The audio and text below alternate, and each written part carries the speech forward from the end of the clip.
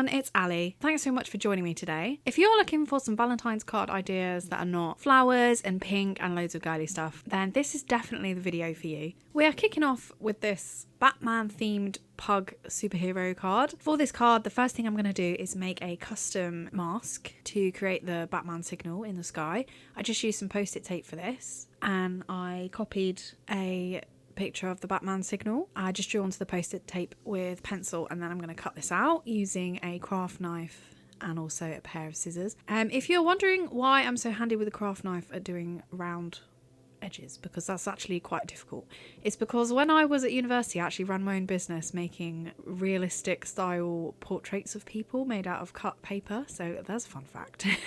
If you are interested in that, I used to have a Facebook page, so I'll link that in the description box. So I've cut out my little bat, and then I'm also going to cut out the mask, so all this post-it tape is going to cover up on our panel, and then when we do the ink blending over the top, it will leave that piece nice and clean. So I've now got a piece of heavyweight white smooth cardstock that is slightly larger than the die I'm going to use to cut out the panel for the card, and I'm going to stick my mask onto that on my glass mat just where there is a gap in the city skyline die that I'm going to use for this card. So now I'm going to do a bit of ink blending. I'm using distress oxides and blending brushes for my ink blending.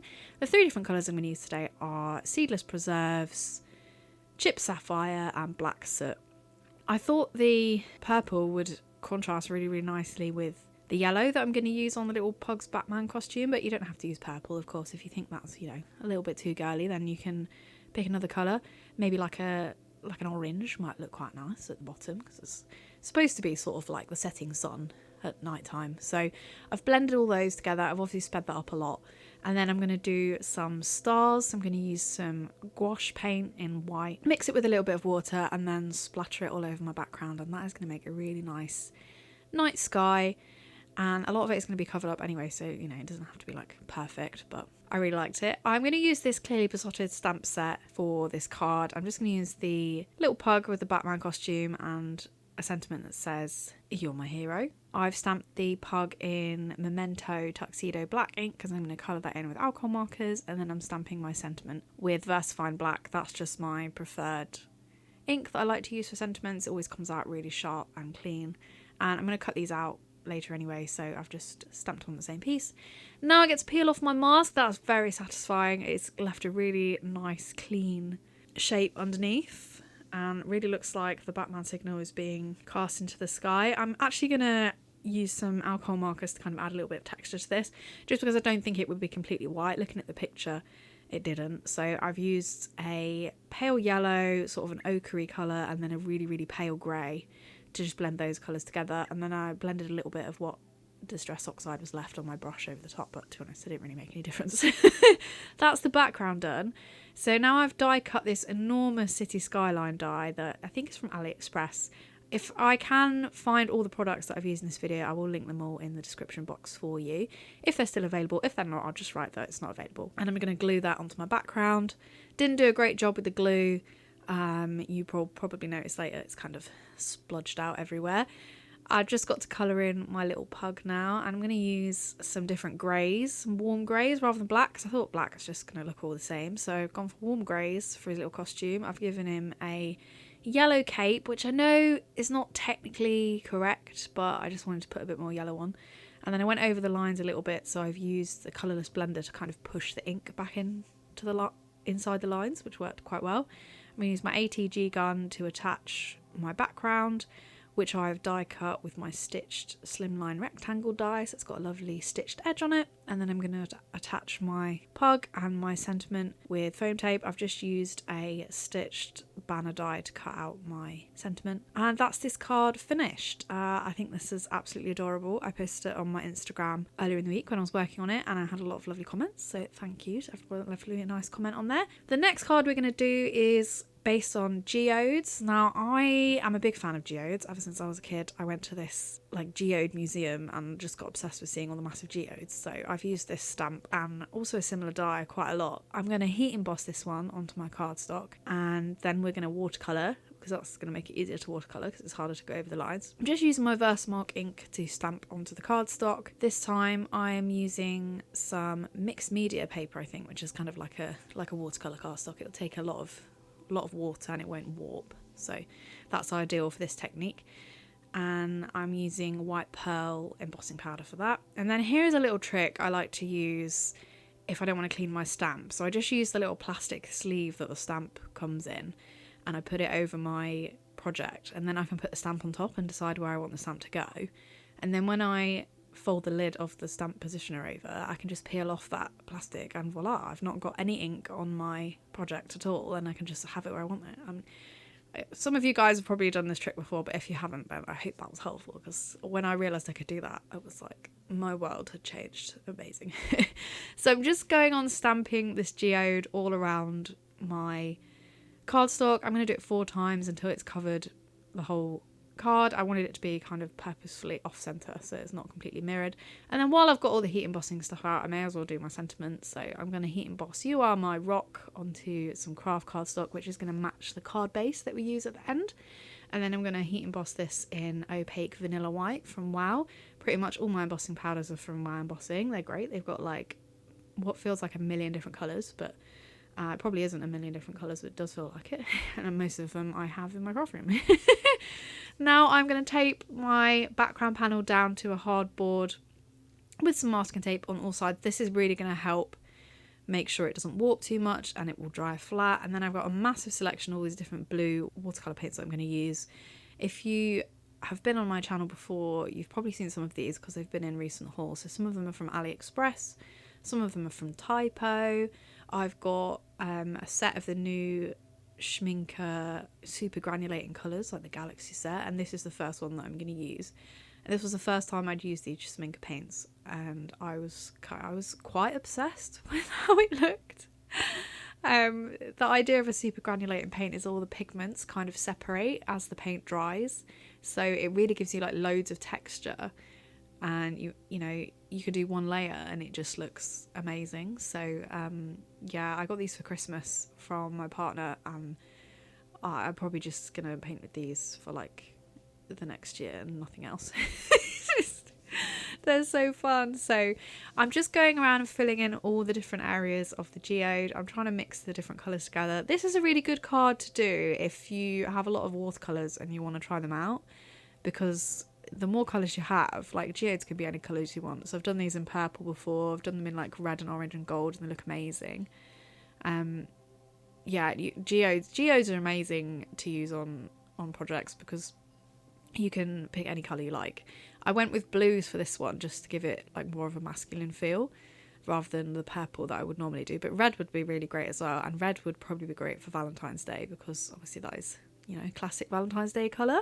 So there's a bunch of different colours I'm using here. So I've used a couple of Typo pastel watercolour paint tubes. The one I'm using at the moment is like a mica watercolour that I got off AliExpress. If I can find the links for them, I'll put them in the description box. Quite a lot of these are quite old now, so I may not be able to find them, but I'll give it a go. If I can, I'll share the link. And then this is another set of metallic watercolours. If you've never used a metallic watercolour before and they're a little bit strange. You have to put a little bit of water on them and like kind of let it soak into the paint before you can use them.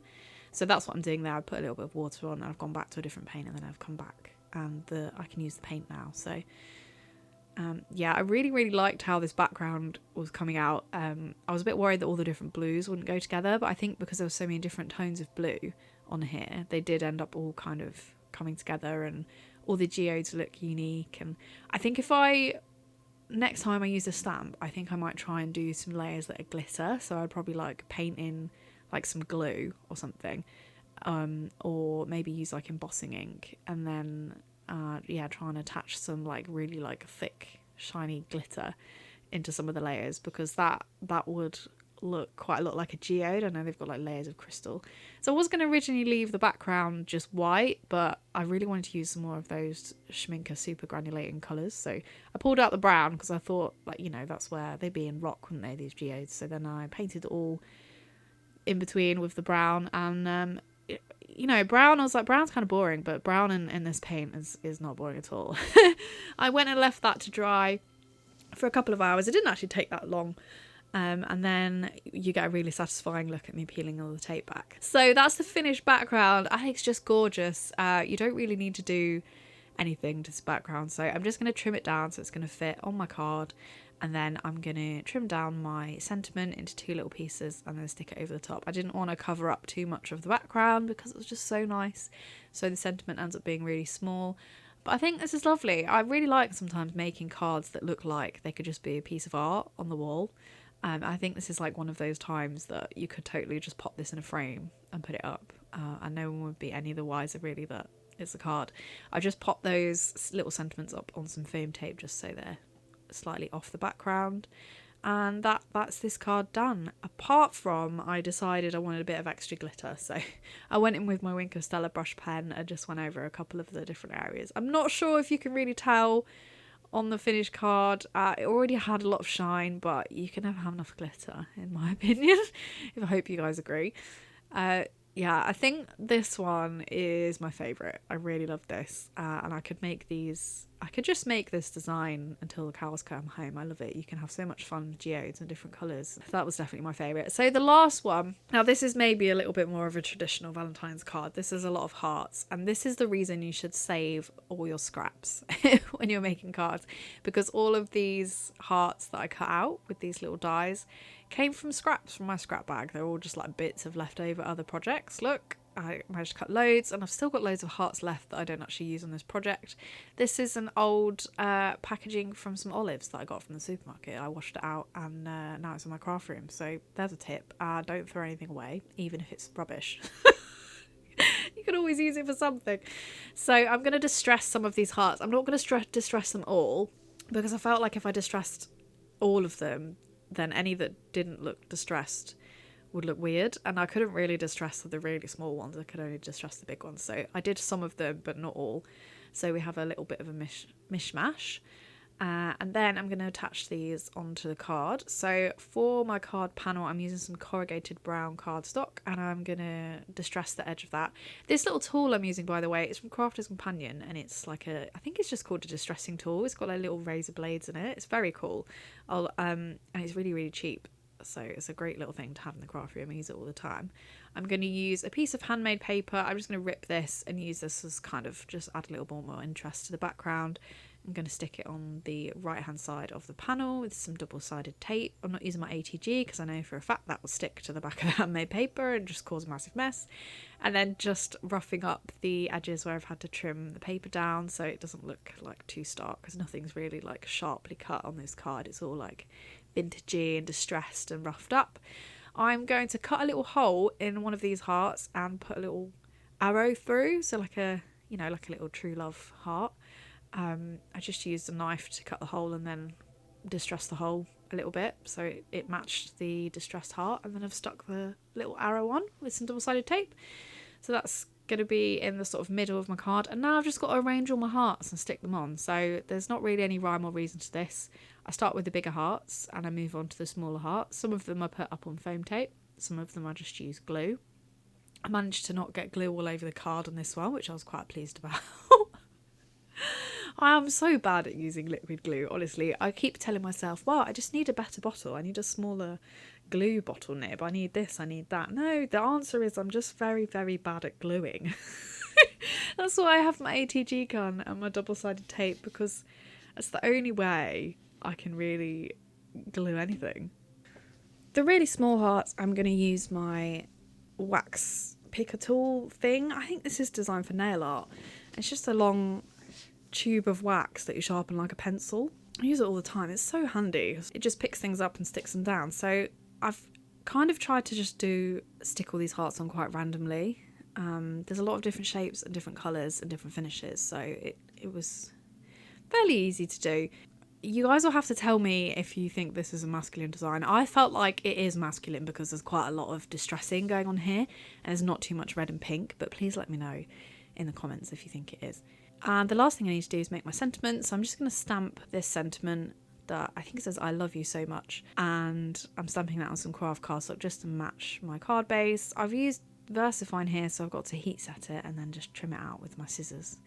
and then I'm going to stick that on the front. I've used a little bit of foam tape on one side, and then I'm going to stick the other half onto one of the hearts that is a little bit raised up with some foam tape. So yeah, and then it just needs to go onto my card base. So again, I'm going to use my HEG gun and stick that on there. And I've already trimmed my card base down so it's the right size for this one. It's a little bit of an odd size. So, and that is my final card for today. I really hope you enjoyed this video and that you enjoyed my ideas for masculine cards. Please let me know in the comments if you think they are masculine and if you will be using any of these ideas in your projects this year. If you like card making videos, please check out other videos on my channel and subscribe to see more. I hope to see you back here on my channel again soon, but for now, bye.